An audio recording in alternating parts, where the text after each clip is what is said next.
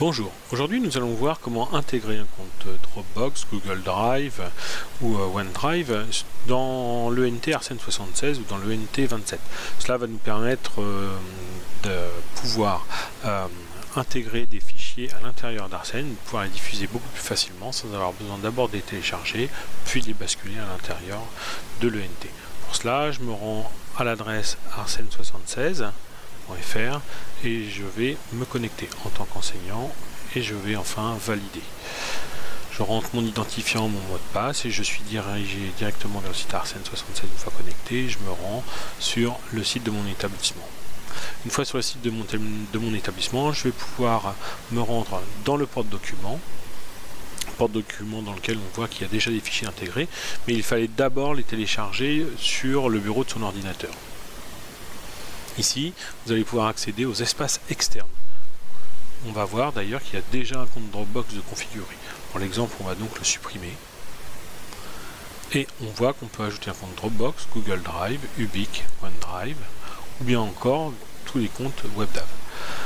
Nous, pour l'exemple, on va utiliser un compte Dropbox. Je vais donc cliquer sur Dropbox et je vais être redirigé vers une page qui me demande de bien vouloir entrer mon identifiant et mon mot de passe pour ce compte Dropbox.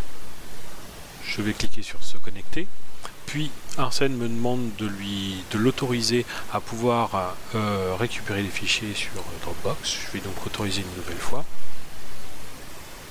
Et je vais enfin être redirigé vers l'ENT. Là ici, je vais laisser le nom compte Dropbox comme il m'est proposé et je vais valider.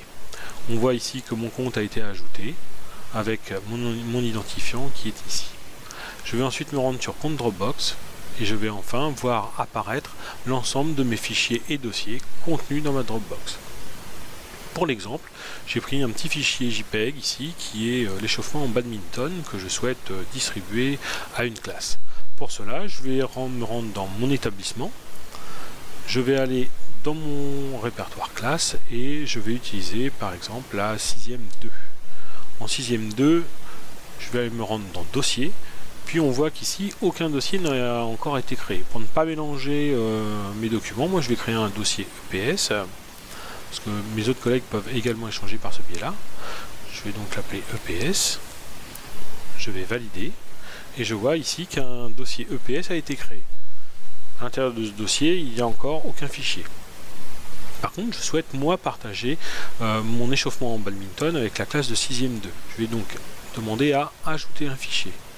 Par ce biais-là, je ne vais pas ajouter un fichier ici, puisqu'on me dit effectivement que c'est joindre un fichier depuis mon ordinateur. Moi, il n'est pas contenu sur mon ordinateur, il est contenu sur ma Dropbox, donc je vais cliquer sur la petite flèche et je vais cliquer sur depuis mon porte-document. Une fois sur cette fenêtre, je vais choisir simplement compte Dropbox.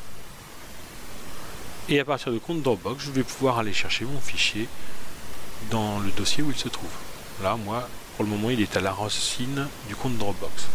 Je vais valider. Et on voit bien ici que le fichier est disponible pour la classe de 6e 2. Maintenant, si je veux remplir mon cahier de texte, plus simplement sans avoir à retélécharger des fichiers, on va toujours prendre ma classe de 6e 2. Et je vais prendre mon cours du jeudi 22.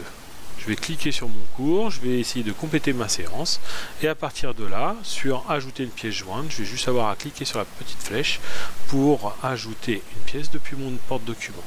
Une fois dans la fenêtre de mon porte-document, j'ai juste à me rendre sur compte Dropbox et enfin je vais retrouver mon fichier d'échauffement en badminton. Juste à cliquer pour pouvoir l'ajouter. Il apparaît donc ici.